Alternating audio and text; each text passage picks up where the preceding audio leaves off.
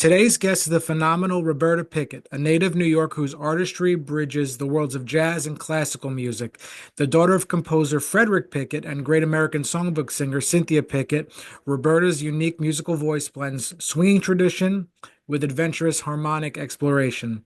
A celebrated pianist, composer, and educator, she has performed at iconic venues like the Kennedy Center, Birdland, and the Blue Note. Has also toured internationally with her trio. So join us as we delve into Roberta's remarkable journey from her early influences to her genre-defying musical projects. So, Roberta, thank you so much. Good to see you today.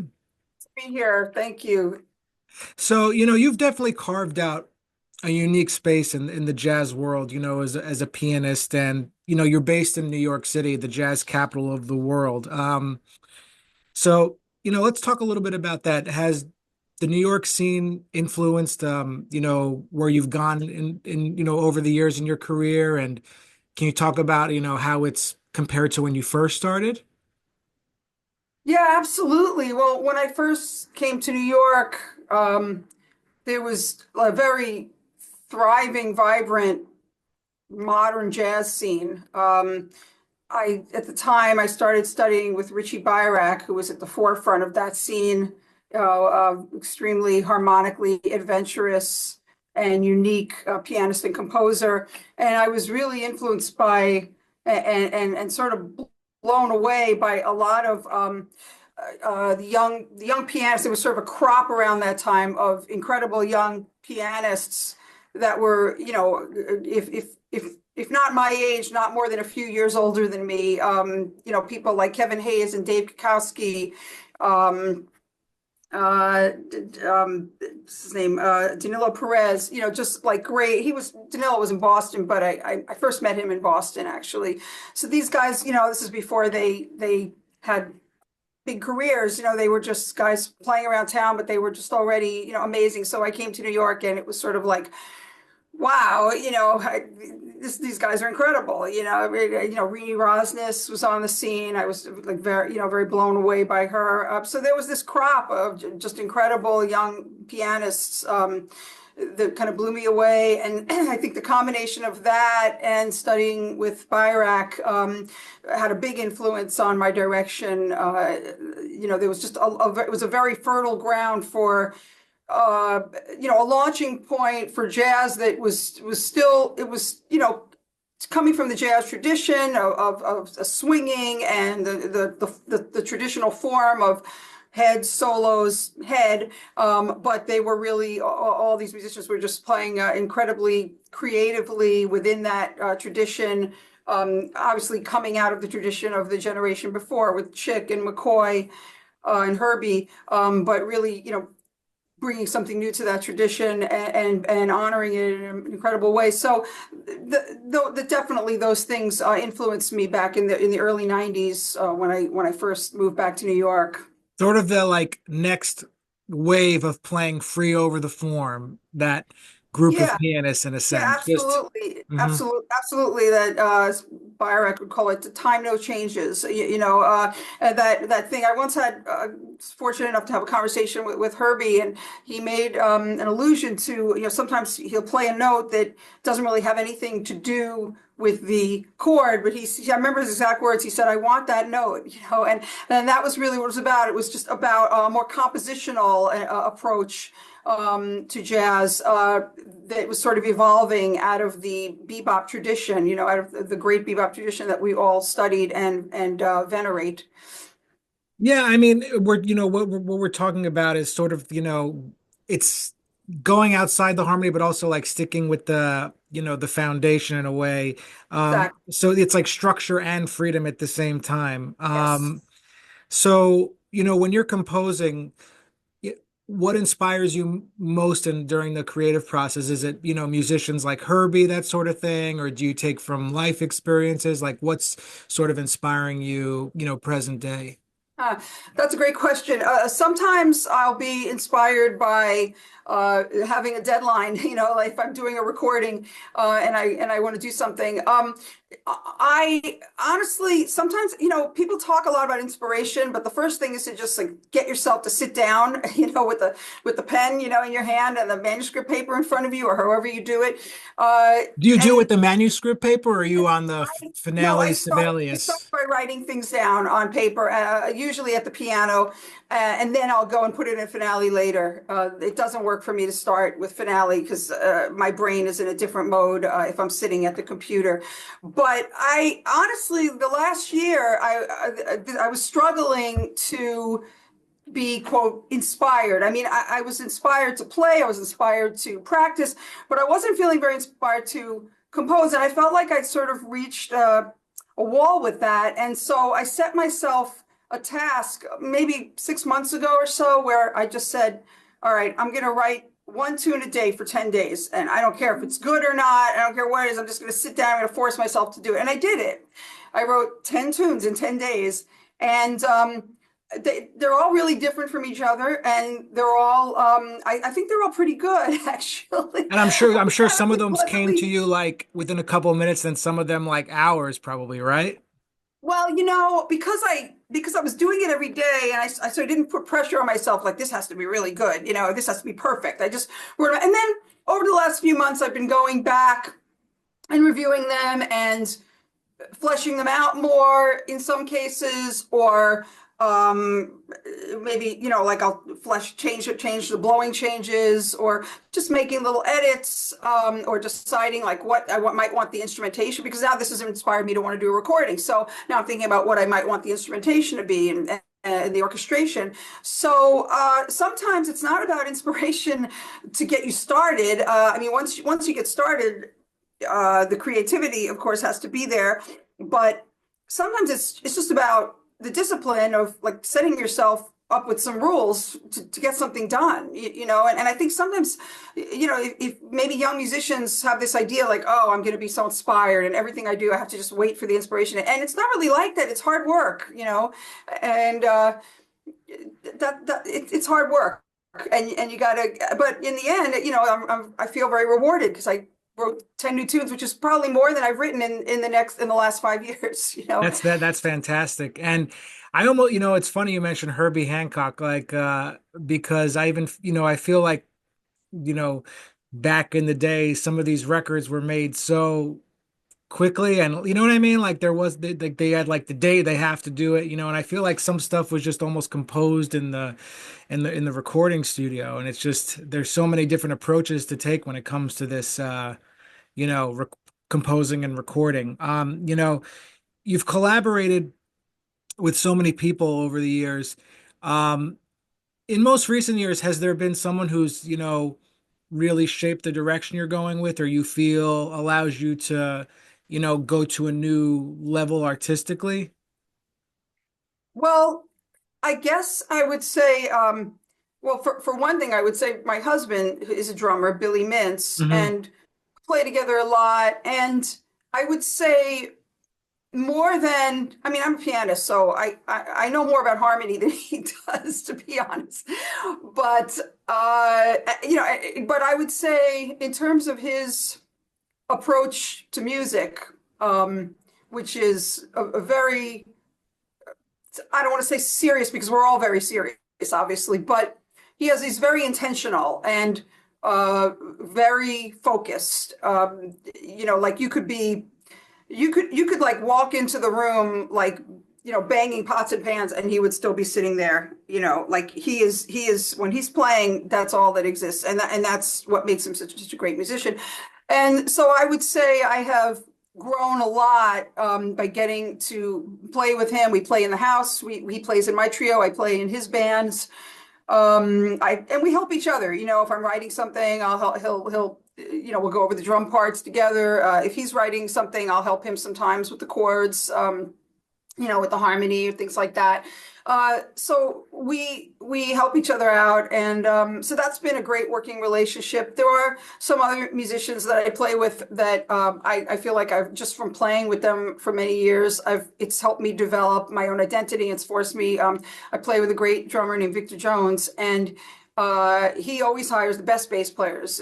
So we have this great trio where we're either playing with Alex Blake or Hill Green or Andy McKee, and playing with a rhythm section. Between them, they have decades and decades of experience touring constantly with the greatest jazz musicians that ever lived. And so for me to play with them and step into that, it's been about, I guess, maybe 6 or 7 years now. So that's been an He's incredible. amazing. He's amazing. He's tremendous. He's fantastic. And he's also a great showman. He has both the great musicianship and the great showmanship. So playing in that band, I think, just has forced me to up my game in a way, or allowed me, I should say allowed, because I always want to work hard and improve, but it's really helped me to up my game, to be like, to have that situation, and meet those expectations, which are different expectations from playing with Billy, for example. So I would say those are a couple of the musical relationships that I really have valued over the last few years. Yeah, especially as a pianist, you need those strong members of the trio. You know, we're talking a lot about the technical things about writing stuff, but I wanted to ask you, there's also this other side of the music, which is, some like to say spiritual, but are there aspects of jazz improvisation that feel spiritual or transcendent when you Oh, play? absolutely. At its best, that's sort of the whole point, I think. Yeah, I absolutely. I mean, when those moments, you want to have as many of those moments as possible, Yeah, I like to ask where people about that, but it's like sometimes people, they don't want to get too into it, but then others are, open about it. But if no, you, I think that the problem that a lot of us have now is that we don't get to play regularly. I mean, I back in the 90s, I had my own trio that was touring a fair amount. Like I would book these tours in the Midwest, and so we go and we play like 10 nights in a row.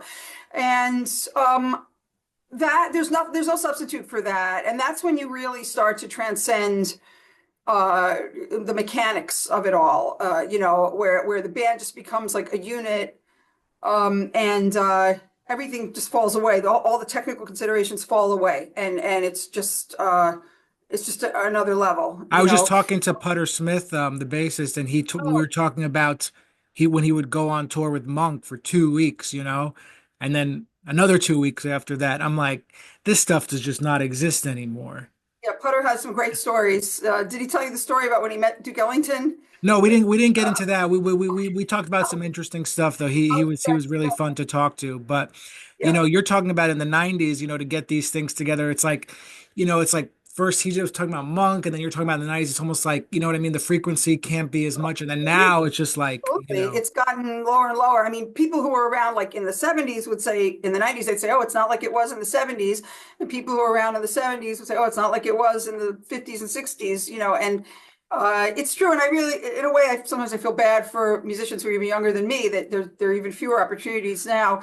But Putter was one of the people that played in Billy's bands. And we did some tours, and I've definitely had some of those transcendent moments in Billy's bands where we do like several gigs in a row. We had a tour a couple of years ago, a quartet with Tony Malaby on saxophone and Don Falzone on bass, and we went up to New England and we did maybe 5 or 6 gigs, which is not that much compared to what people used to do. But even after like 5 or 6 nights of playing Billy's music, and we would play the same set every night, so you really get into it. It's also about the programming, and like you kind of get into a groove with the program. And Billy also has a habit of not announcing the tunes, which it doesn't always work for me, but like as a band leader, but for him and his music, it really works because it really brings the audience in, and it becomes like this experience, where it's just really about the music and that thing you talked about, the spirituality, because you're not being interrupted by anything verbal. And the way the music developed from night to night, it just, got better and better. It was just an amazing experience. So, I've had a few of those experiences in my life, but I think you do have to, it helps if you're on the road or at least playing with the same people a lot, which happens Definitely. less now than it used to for all of us. Yeah, I mean, it's just, it's not even like the technical chops, it's the improvisation chops and the moment mind that you have to keep Yeah, keep in it's the shape. mental thing. It's the flow, Yeah, it's the flow. Because how can you get into a spiritual thing if like you're worried about like, oh, how are my chops? Oh, I'm a little rusty, or oh, I'm not comfortable playing with this person because we haven't played together much, I'm not saying the music can't be really good, but the thing you're talking about of that highest level of The magic. transcendence, yeah, that the more you're playing with the same people and the more you're playing, the more you're going to have that. Yeah, yeah. I mean, and you're in your career now, you've had these experiences, the touring and the recording, being a well-established musician. Granted it was, different in the 90s as it is now. If you could give advice to your younger self that would maybe, made have helped you out a little bit, what do you think you would tell yourself to do anything different, or you'd be like, we're all on our path and I wouldn't change a thing?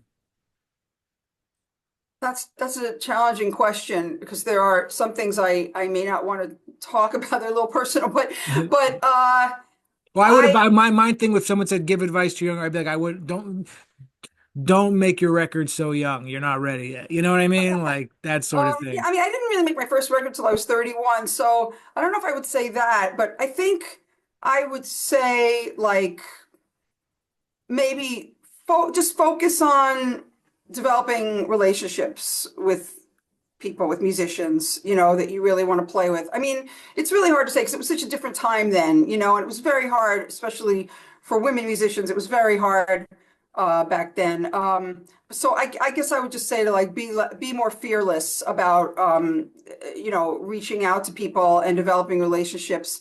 But it was a different time, and it's really hard to put the standards of today on that time, in terms of like what the expectations were then, for women and for artists and now, so but I guess I would, yeah, maybe just say that, like just try to build those relationships more. Yeah, that's interesting you say that because as I've gotten a little older, I think more about, we're all in this together. This is even, it may not, quote, they use the word community, but we're all in this world trying to make this music and everyone has something to contribute, no matter, so don't Yeah. be so competitive or don't be so comparative to other people and stuff. Everyone has their journey. And that definitely, it's all about relationships, like you're saying. Reach out, right? It's interesting talking about being competitive. I mean, New York in the 90s, it was a very competitive scene. Like I said, I came here and there were this crop of amazing pianists who just were way beyond me, and uh, but I think in a way, being competitive can be a good thing Sure. because it forces you uh, to work really hard, to get better, Yeah, you can't let it take over your life, but it's good. There is healthy competition. Eh, Yeah, yeah, just to feel like, wow, I got to get that together. Is New I York more competitive now, you think, than the 90s? Uh, I don't know. I mean, I think it was more in a way it was more competitive because there was more of a sense that like you could have a career, whereas now maybe it's just the circles I travel in. I don't know, but it does seem like it's very challenging now to develop any kind of career, I mean, there's always been like a handful of people, but it's gotten even to be a smaller handful of people. So I don't know, maybe it's hard for me to say because, you're never part of every scene, right? So you can't really compare yourself, compare the situations because maybe you're just in a different scene There that's are less scenes competitive. within the scene in New York. Yeah, there are absolutely scenes within the scene. And as a, yeah, there's scenes within the scenes. So it's hard for me to answer that. I would say I think everyone recognizes that there isn't the same room for upward mobility that there might have been back in the day, so maybe people are less competitive, or maybe some people are more competitive because they realize there's even less room. But for me,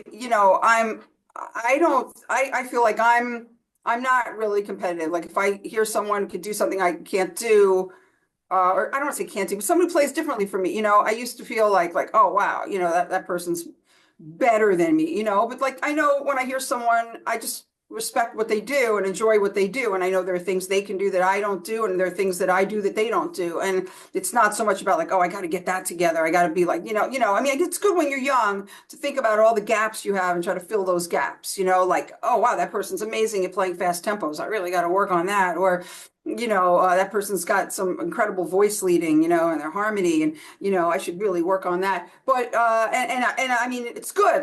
Like when I was young, I was competitive and I worked on all those things, and I grew a lot as a player. But at this point, it's more about, like you were talking about before, the transcendence. I want the music to be transcendent. Yeah, and I'm not you know what? interested It's in interesting you say that because anymore.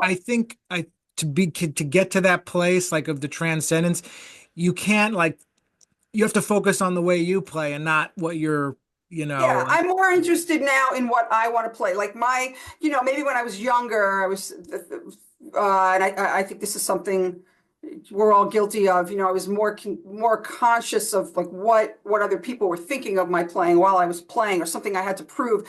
And now my main goal when I'm playing is just to be able to play what I'm hearing in my head.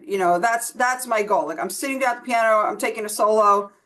All I'm thinking about is like what I'm hearing and how to get it from my brain to my to my fingers. Like that's my only concern. yeah, I just want to ask you about that because I feel like I mean you can talk talk on this if you agree or not, but like I kind of feel like when you improvise it's like you have like you can be in like a mode where you're almost like looking at yourself play in a way and you're just like you're like totally just in it. You know what I mean? Like but I there think I know what you mean. Yeah. but Yeah. I think it's sometimes better we're to too self-conscious maybe about like the other people around us, or what they're thinking, or if they're liking it, or if the audience is with us, or these kind of things. And all I'm really thinking about now, trying to, and getting better at it, is just what am I hearing? What do I want to play? And, just being as musical as possible, developing my solos. Like I try to think compositionally. I mean, I'm not consciously thinking I'm going to think compositionally, but these are my priorities now: is to be compositional, to be musical, and to play what I'm hearing. Rather than worrying about anything like showing off or proving that I can play bebop, or because I know I can play bebop. I don't have to be like the quintessential bebop player. I don't have to prove that to anyone by becoming that I can do that. So it's kind of freeing when you get to a certain point where you just feel like I can leave all that behind and really focus on what matters to me. Musically. yeah.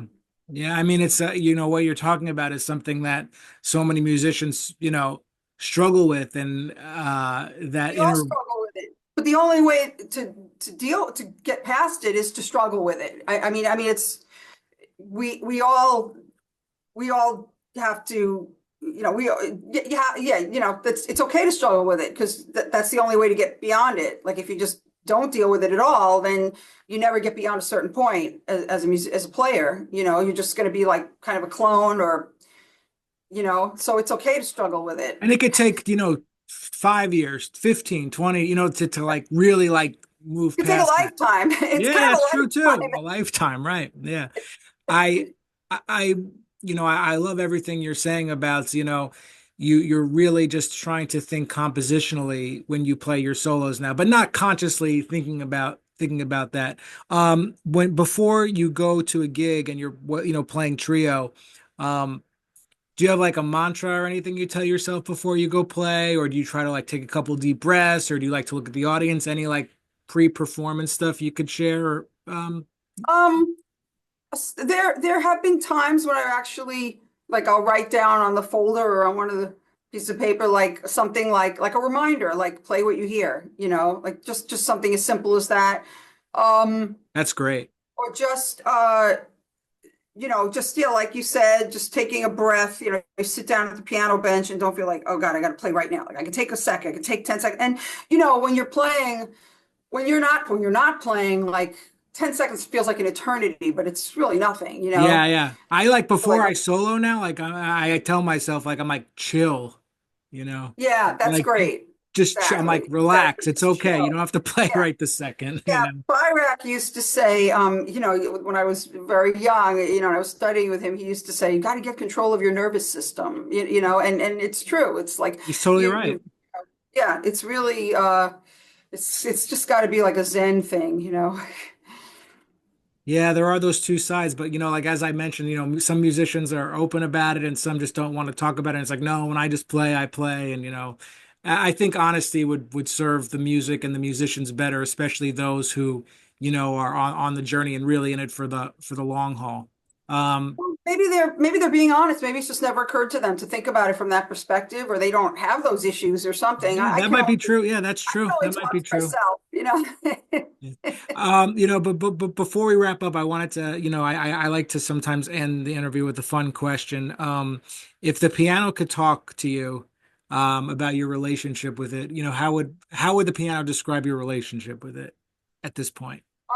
I think the piano would say, well, we started out, as kind of, like maybe like frenemies, but Mhm. now we've moved into like a real uh, uh relationship of mutual love and respect. We're frenemies, but we move past that. Yeah. Yeah, but also I think the piano would say, hey, I know you're really into that B3 over there that you just got, but don't forget about me. No, this is great. So Roberta, where can everybody find your social media, your website? Can you just share that with us before we Yeah, so my website is robertajazz.com, like Robert with an A and then the word jazz.com.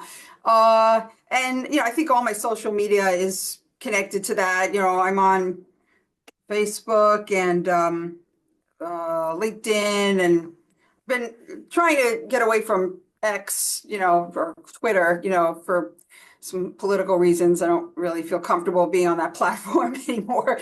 But I still post gigs and things like that there. Yeah, if somebody wants to reach out to me, I have a contact form on my website, so they can email me or get on my mailing list, and I'd be glad to respond if anyone um, has any questions or no, this was anything. this was great. I really appreciate it.